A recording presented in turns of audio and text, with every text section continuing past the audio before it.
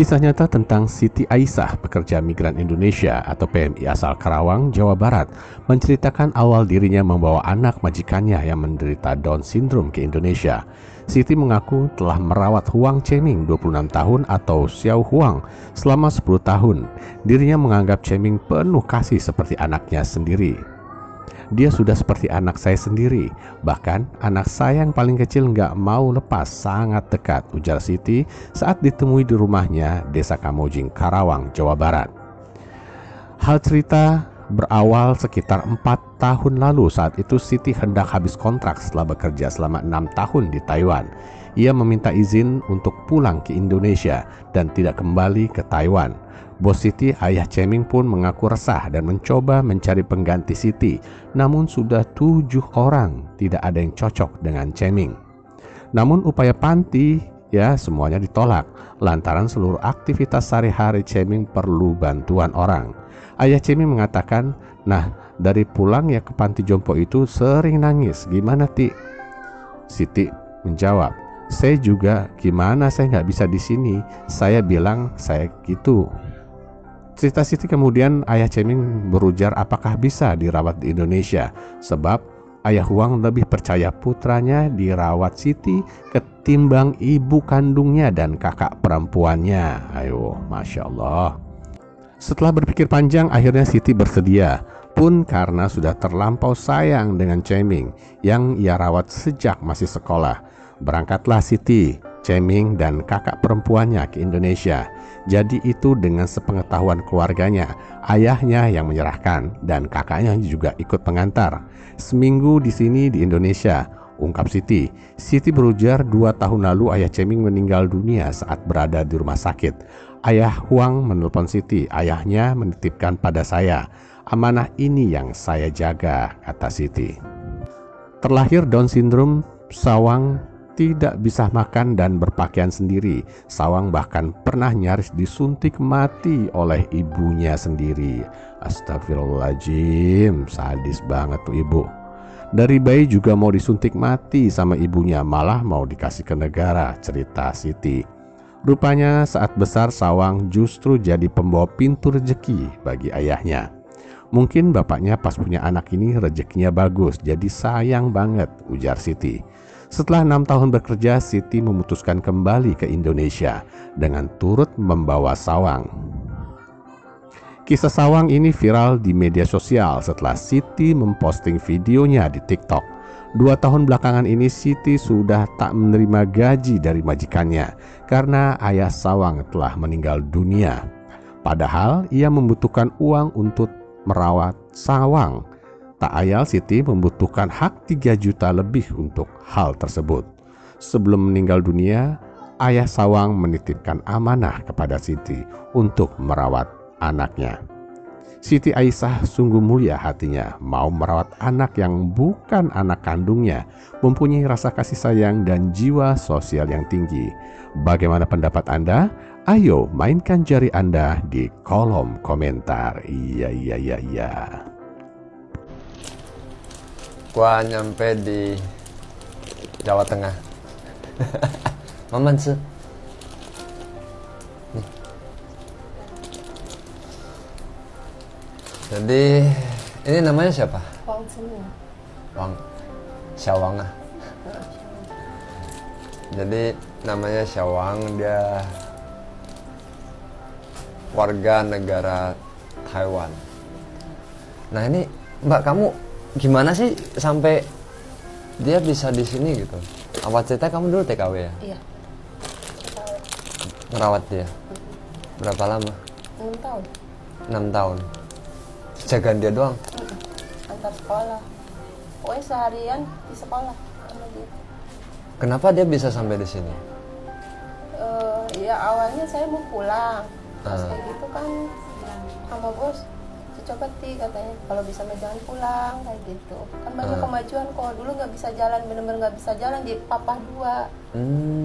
Nah papa 2 sampai terus badannya juga kuning. Nah lambat tahun dia banyak perubahan sama saya, bisa jalan tanpa digandeng, cuman tangan doang kayak gitu. Badannya pun normal, nggak kuning banget kayak gitu. Terus pas mau 6 tahun, bos saya mau pulang, saya nggak bisa balik lagi. Gimana Ti? Kayak gitu, coba ya kita jajal. Nah ngambillah anak kaburan. Sering itu ngambil anak kaburan. Nggak cocok, malah dia yang sakit-sakitan. Udah berapa anak kaburan yang sempat 7. bekerja? 7. 7. Dan nggak ada yang cocok? Nggak ada yang cocok. Pas apa sih?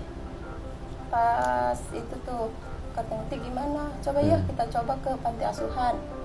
Ditolak mulu. Dia kan nggak bisa makan sendiri, pakai baju pun harus dipakein, mandi pun harus dimandiin, semua bantuan lah kok. Terus itu, gimana Ti? Saya acungkan tangan, katanya dari sekolahan kan diajukan ke panti jompo kayak kita, panti asuhan. Ya. Dia, saya nggak pastinya dia bisa pakai baju dan bisa makan sendiri Ti, katanya gitu. Bosnya tuh nangis.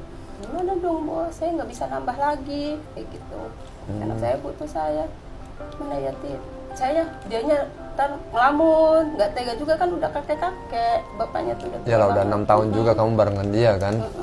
Terus kayak gitu, bos percaya nggak sama saya? Kalau percaya saya bawa lah gitu.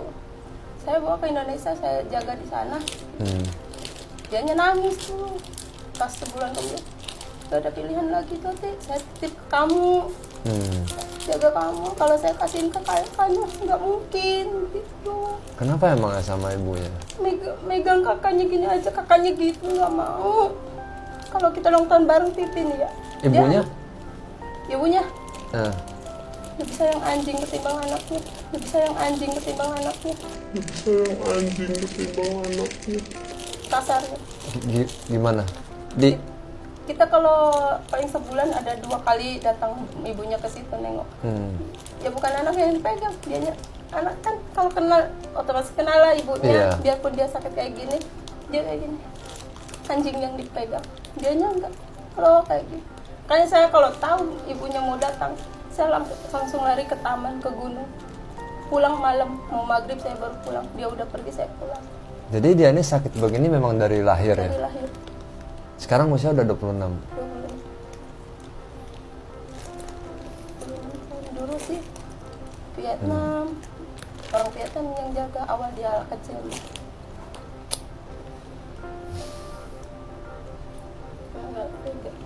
Kalau di bulan nggak tega. Jadi guys, tadi saya udah ngobrol sebentar sebelum kita take video. Saya bilang, apa kita kembalikan ke Taiwan aja? Dia malah nangis, maaf ya. Soalnya ya udah deket ya, soalnya hubungan udah deket, dia udah tahu keluarganya. Kalau dia kembali ke Taiwan, apa yang akan dilakukan keluarga terhadap dia, mbaknya ini yang paling tahu. Nah, Kalau namun tapi ini guys ya, yang saya keselin gini loh. Anak, mohon maaf ya, disabilitas ya, bener nggak sih?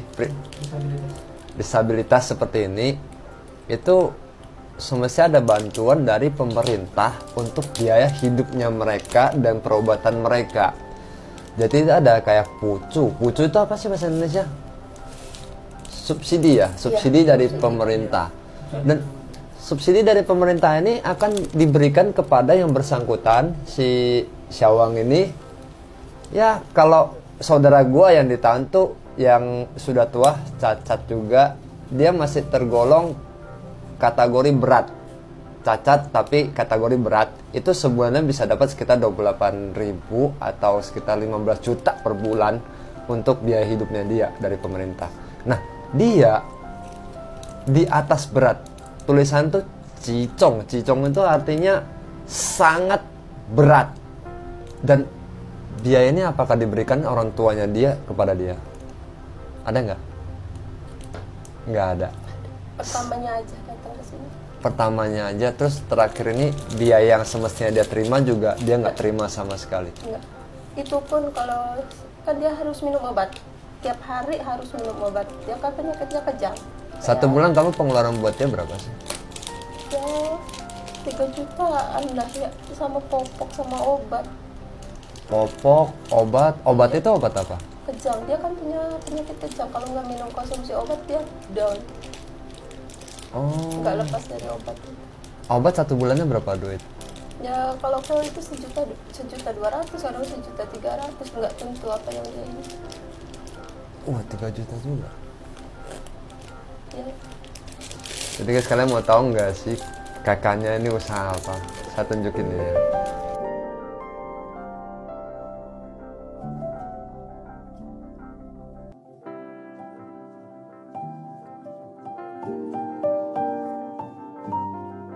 Jadi kakaknya ini ya buka toko kecil-kecilan di ya bisa dikatakan di sini juga bukan kota ya. Kota masih jauh ya. Penghasilannya mungkin ini ya kalau bisa dikatakan penghasilan yang kamu dapat itu harus semua ke dia ya. Ya dan kamu sendiri posisinya ada anak? Anak 3. Itu pun dibantu sama neneknya. Neneknya? Iya. Ya ampun.